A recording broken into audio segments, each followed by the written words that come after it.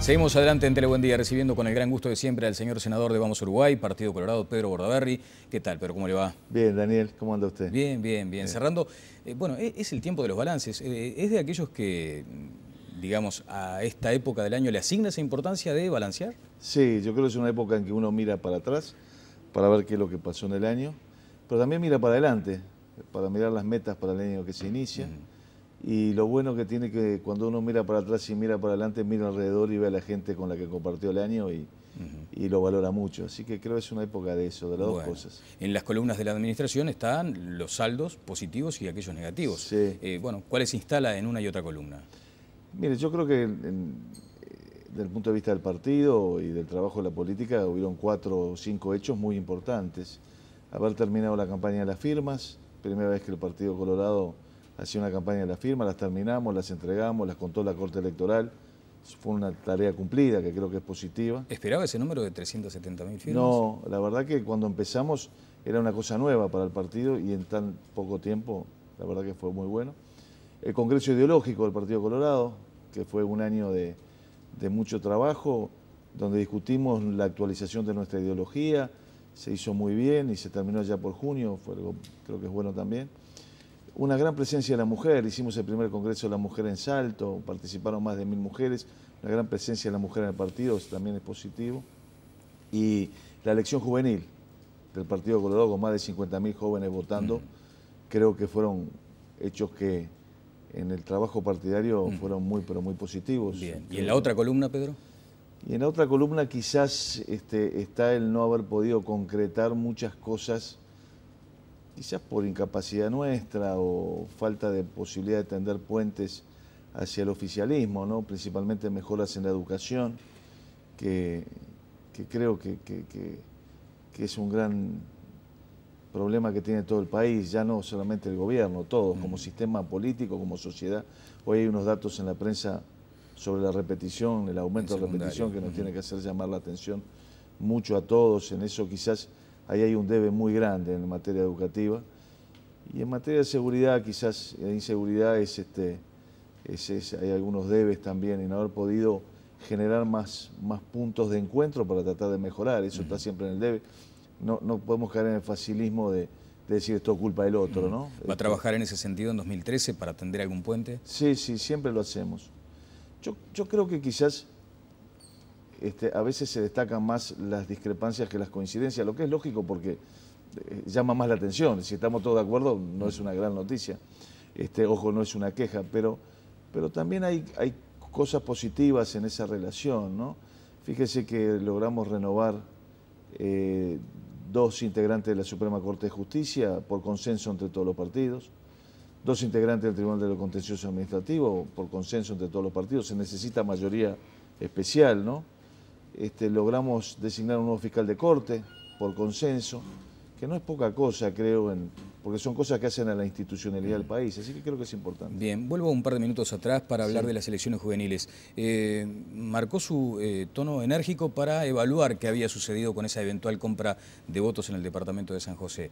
Fue una señal, una gotita de sangre, pero que permite un examen más global, de pronto. Sí, en realidad fíjese que funcionaron más de 400 mesas y hubieron 3 denuncias. Es bastante menos de las denuncias que hay en una elección nacional. Hubo una denuncia en Maldonado, una denuncia en San José y una denuncia en Montevideo. La de Montevideo se hizo antes de la elección y la Comisión Nacional Electoral actuó con gran celeridad, cerró los 2 circuitos. Pero si usted lo mira en 400 mesas que haya habido 3 denuncias, está más que dentro de los números habituales en esto. Y bueno, actúa la Comisión Nacional Electoral, que es quien tiene que hacerlo, que es independiente, que se electa en la elección nacional, así que en la elección de segundo grado, que es fruto de la elección nacional. Así que ese es el camino. En eso el partido ha actuado creo que muy bien, ¿no? Incluso tomando decisiones fuertes, es decir, cerró 2 circuitos antes de la elección.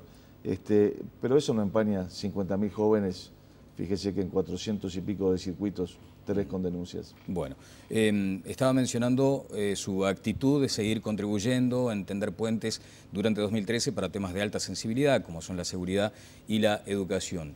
Podría decir alguien, bueno, pero esto es contradictorio con aquello de romper los puentes con el oficialismo cuando se retiraron los directores de las empresas públicas. No, yo creo que es algo bueno y lamentablemente los acontecimientos posteriores nos terminaron dando la razón, ¿no? ¿No hubiera querido estar ahí en estos tiempos? No, mire lo que le pasó a Gavito.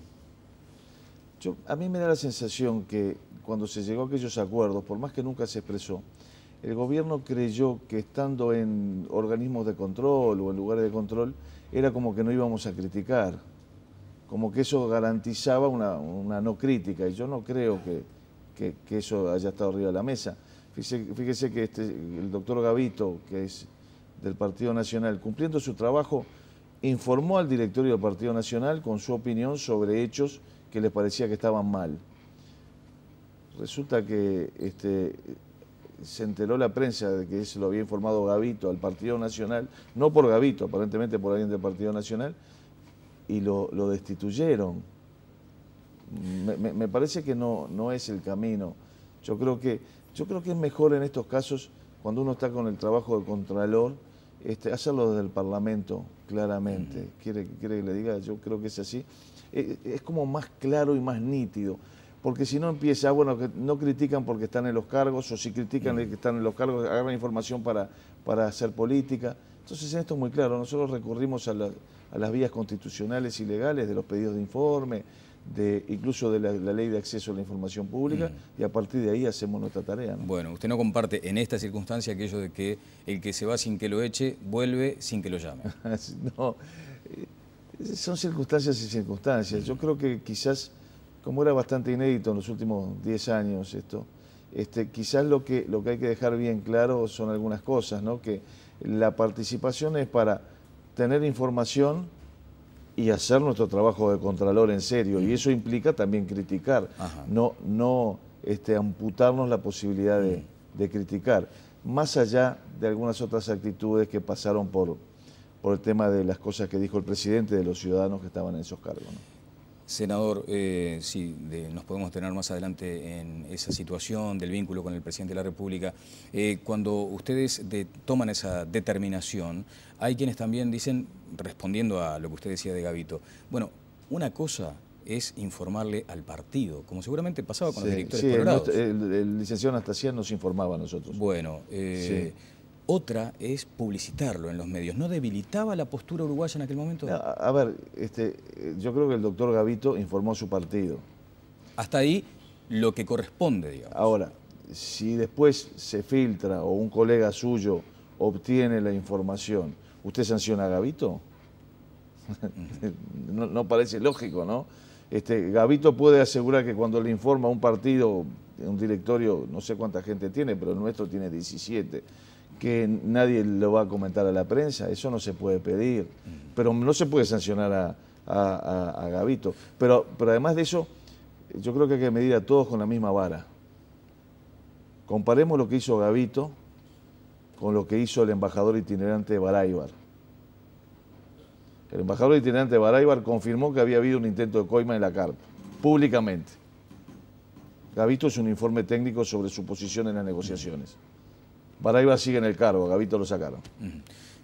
Creo que hay que proceder de forma distinta. Y ojo, Gavito del Partido Nacional, Baráibar del Frente Amplio, no estoy tomando partido por nadie. Es claramente, creo yo, una persecución a Gavito por su filiación partidaria y una protección a Baráibar por su filiación partidaria. Bien, ahora tomando el dato claro, ¿no? correcto, tomando el dato objetivo, la publicidad, la publicación de esa nota, que tampoco era, digamos, tenía cuestiones reservadas, estrictas, pero digo, ¿no le servía al gobierno argentino que toma cualquiera de estos aspectos como para tensar más la relación? ¿No le servía, no contribuía a eso? Mire, Daniel, usted es un periodista, un comunicador, un amante de la libertad de expresión como yo.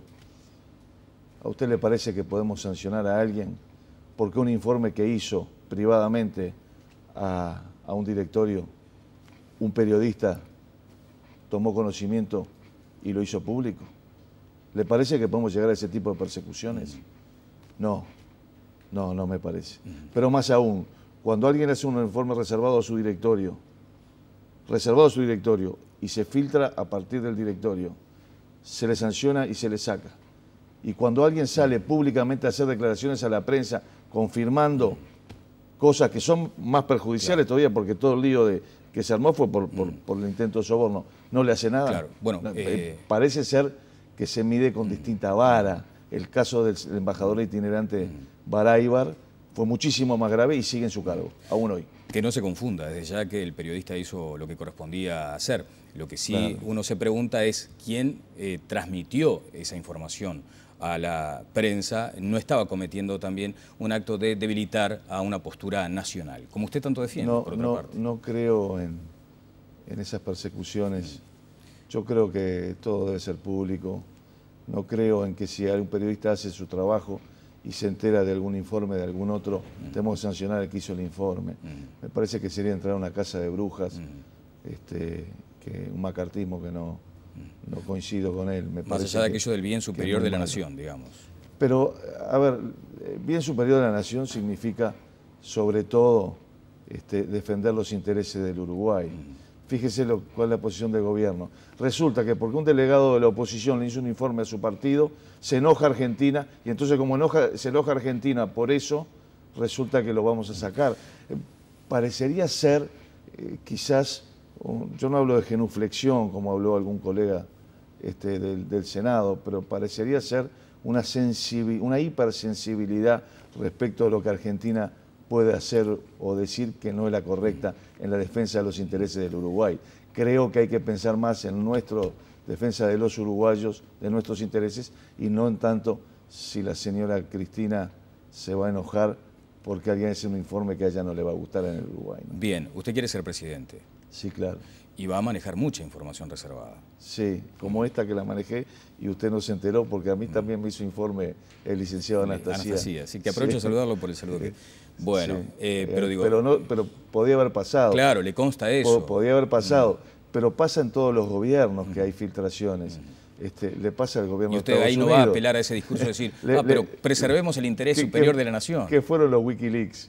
Bueno, no, claro. Le pasa a Estados Unidos, no nos va a pasar a nosotros. Yo creo que es un dato de la realidad. Miren, yo en la actividad política actúo de la siguiente forma. Sé que en las conversaciones que son entre más de dos, se corre el riesgo de que la gente se entere. Sé que cuando es mano a mano, no, porque uno sabe cómo es la cosa. Después uno siempre sabe, entonces se maneja con mucho cuidado en lo que dice, en lo que pone, en lo que hace, en ese tipo de circunstancias. Así trabajo. En el caso de Anastasia, en realidad nos informaba al senador Pasqué y a mí, senador Pasqué porque es el integrante de la Comisión de Asuntos Internacionales. Acotaba el riesgo, digamos. Y bueno, y con OPE es como si fuéramos uno en el trabajo. Bueno, a propósito de OPE, fue quien propuso ayer postergar, ya cambiamos de tema, el tratamiento del proyecto de ley de matrimonio igualitario. ¿Usted ya tiene su postura determinada? No el tratamiento, la fecha de tratamiento, claro. El plazo de tratamiento que quedó para la primera sesión del mes de abril. Yo todavía no tengo la posición determinada, sí tengo los principios, ¿no? Yo creo que obviamente no hay que discriminar bajo ningún concepto a nadie, y menos por su orientación, en eso creo que es muy claro el tema, y creo que ese es un principio básico que no hay que hacerlo. Lo que tenemos algunas dudas no es quizás sobre el principio de la ley, sino sobre todo lo que viene atrás. Esta es una ley que modifica muchísimas más cosas de las que nos imaginamos o de la que trasciende, y que no hay que manejarlo a partir del eslogan, que sí, que no, y si lo tratamos ya porque es una promesa, porque modifica, por ejemplo, el divorcio por la sola voluntad, y lo acorta muchísimo, 60 días y se terminó para todos. Es decir, el divorcio pasa a ser casi que un trámite administrativo, un mero trámite administrativo, cuando antes siempre ha sido en realidad otro tipo, otra situación, con otro trámite más demorado, con determinadas causales y situaciones. Bueno, eso hay que estudiarlo mucho. También tiene normas sobre la filiación, sobre los padres biológicos y sus derechos o no derechos a partir de una cantidad de nuevas técnicas de fertilización.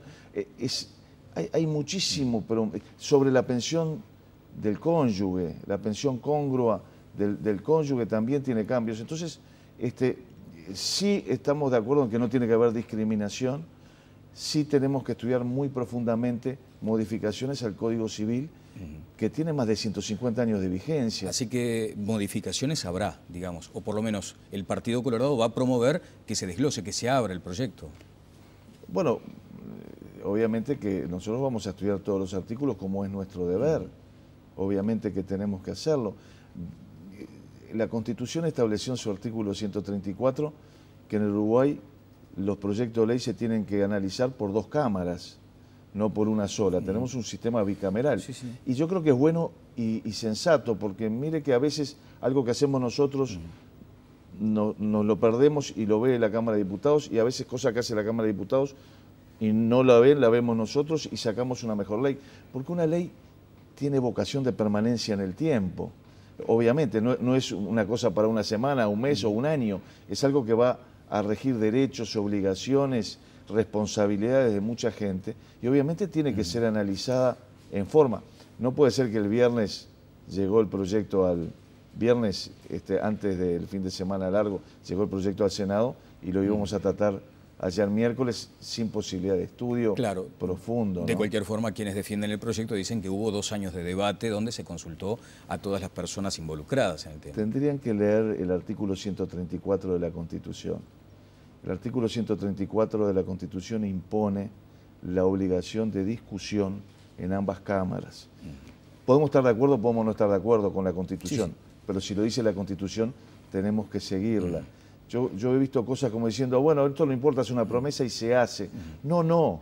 La promesa mía cuando asumí como senador fue actuar debidamente y con respeto a la Constitución. ¿Y cómo Entonces tengo que hacerlo, ¿no? Bien, ¿cómo analiza el gesto del Frente Amplio de dilatar muy bueno. Muy bueno. ¿Y eso, cuando usted dice muy bueno, es porque admite entonces la eventualidad de modificaciones? No. Yo creo que nos da a los legisladores nuestro derecho constitucional de analizar debidamente un proyecto de ley. Pero no es aquello de, bueno, tómense el tiempo que quieran, pero lo votamos igual en abril.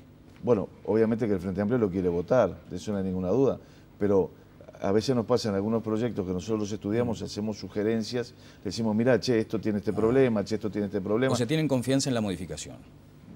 Más que confianza en la modificación, no sabemos si la vamos a promover hasta tanto no podamos hacer un estudio exhaustivo y profundo de lo que aprobó la Cámara de Diputados, porque eso es lo otro que la gente quizá no entiende. Lo estuvimos discutiendo en diputados y llegamos a esta conclusión, sí, pero lo que diputados creó se aprobó hace 10 días y eso es lo que nosotros tenemos que estudiar, es decir, a nosotros nos empieza a correr el reloj a partir de que llega a la Cámara, ¿no? Vuelvo a las estas son cosas básicas en el derecho de cualquier legislador.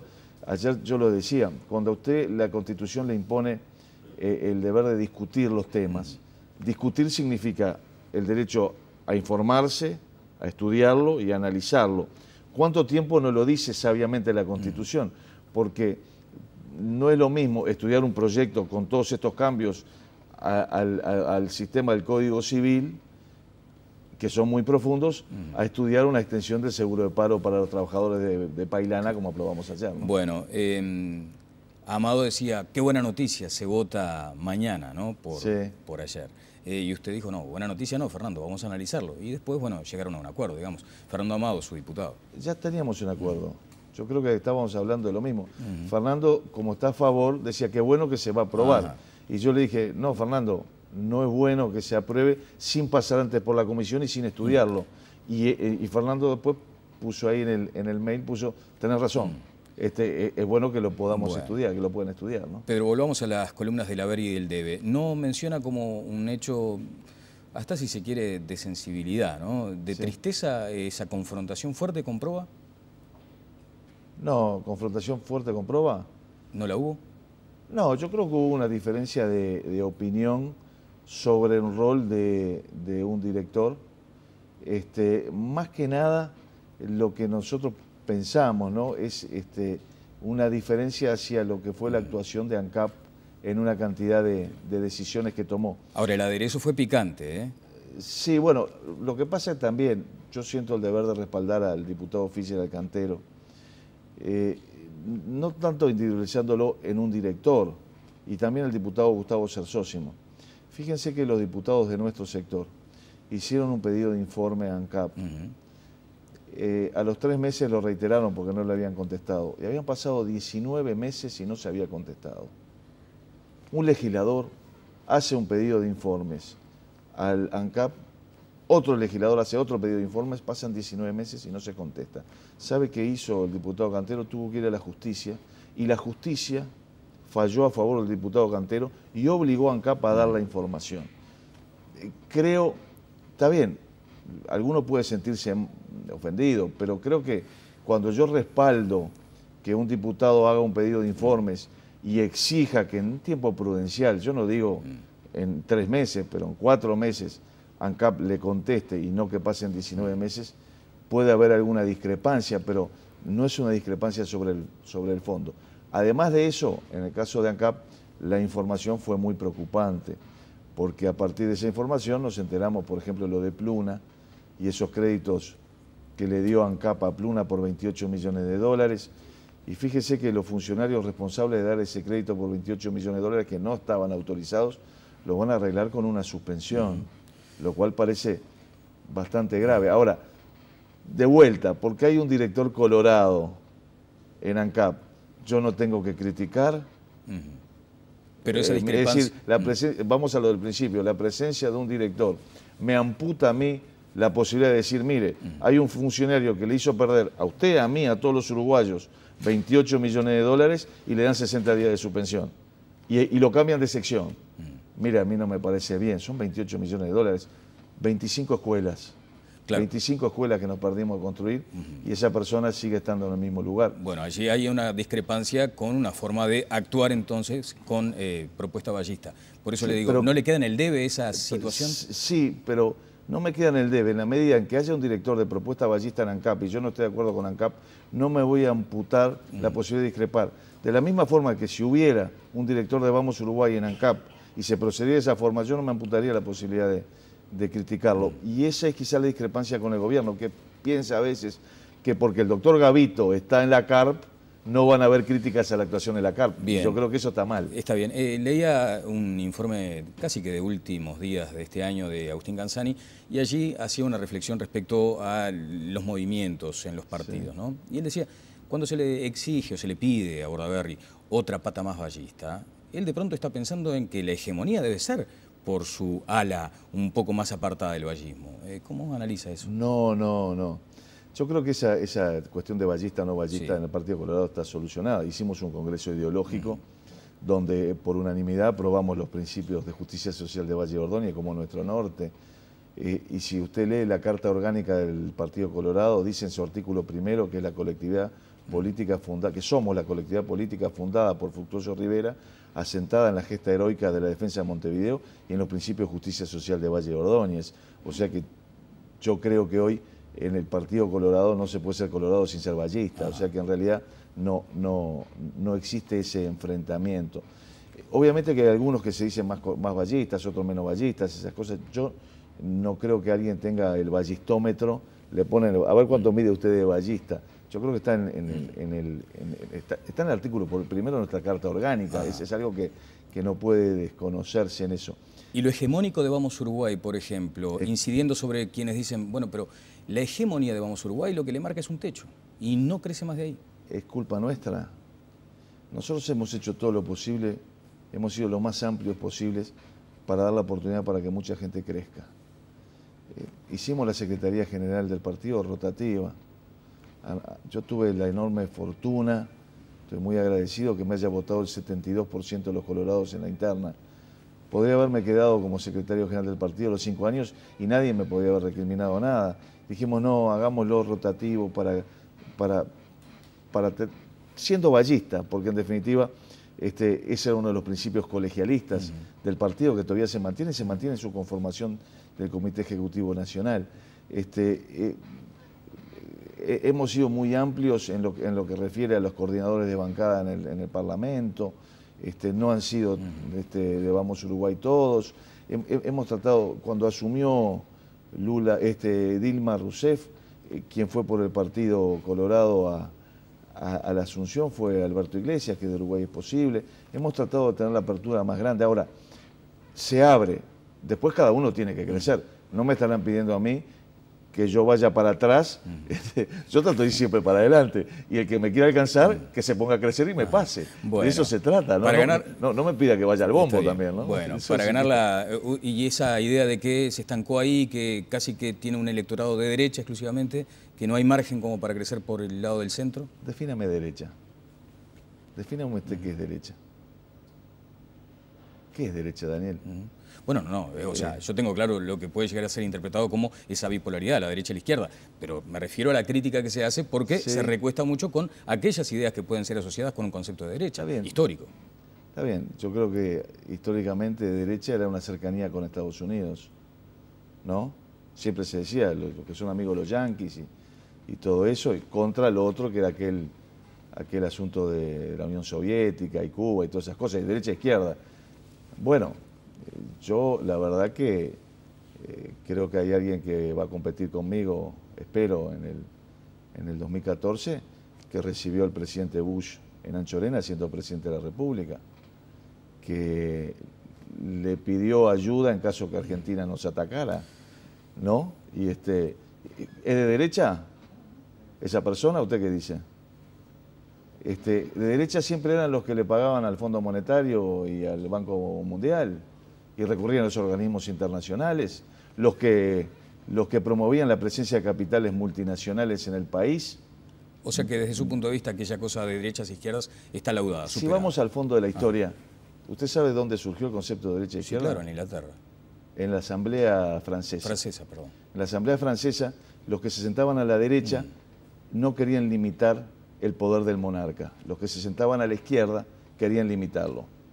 Yo en esa asamblea me hubiera sentado a la izquierda, porque creo en la limitación del poder, en la limitación del presidente, en este caso del presidente Mujica.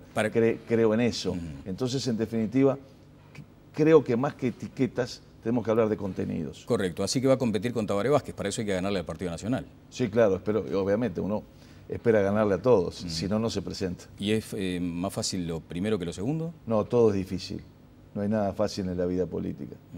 Yo lo he aprendido porque claramente creo que en mi caso mi carrera política siempre ha sido un poco más difícil que la carrera política de otros. En eso creo que vamos a coincidir. Permítame una imagen casi que de campaña. ¿Dónde va a pescar el voto? ¿En el Partido Nacional? ¿En algún desencantado del Frente Amplio? ¿Dónde está su caudal para crecer? En donde haya gente que crea mi propuesta. Eso es políticamente correcto, pero dígame en qué sector. No, es que yo no puedo vestirme de lo que no soy. Siempre me ha costado mucho. Creo que hay algo que nos ha marcado, es la franqueza cuando decimos y hablamos las cosas. Entonces uno vestirse de algo que no es para ver si lo vota el del Frente, o vestirse de algo que no es para ver si lo vota el del Partido Nacional, yo me he visto de mis propuestas. Creo que son propuestas que el país necesita. Y si me pregunta, creo que esas propuestas representan a una nueva generación en la política. Y ahí es donde sentimos que hay una diferencia con las propuestas de Tabaré Vázquez, con las propuestas, quizás alguna propuesta en el Partido Nacional. Está bien. Ahí es donde hay más diferencias y creemos que se necesita en el país eso. Bien. Usted va a escuchar algo que ya seguramente es reiterado, ¿no? Sí. Pero dice, yo lo votaría, Pedro, pero el apellido. Bueno, ¿qué le vamos a hacer?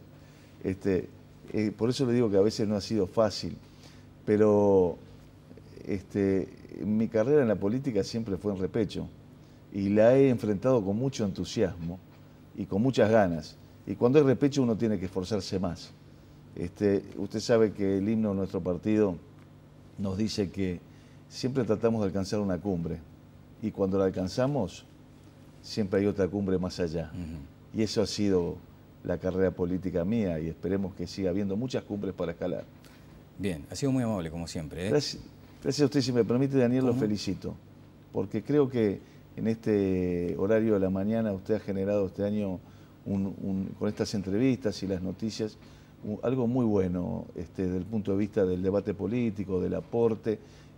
Creo que lo felicito a usted y a todo el equipo porque lo ha generado con un uso formidable de las redes también, que hace un intercambio muy bueno. Yo lo sigo, a veces me aguanto de intervenir porque obviamente que mi intervención a veces ayuda, a veces no, pero lo felicito por este ámbito de debate y de grandes entrevistas que ha hecho. Y le voy a decir una cosa, no solamente como entrevista, sino por la calidad de los entrevistados. hecho con mucha cabeza. La cantidad de gente que usted ha sentado acá este año, realmente lo felicito a usted y a su equipo de producción, que ha sido muy, pero muy bueno. Los he disfrutado todo el año. Gracias por eso. Bueno, me honra y usted dio en la clave. Es un equipo también que hay detrás de estas realizaciones, así que es muy grato recibir este reconocimiento de alguien tan calificado. Pedro, ha sido muy amable, como Gracias siempre. a usted.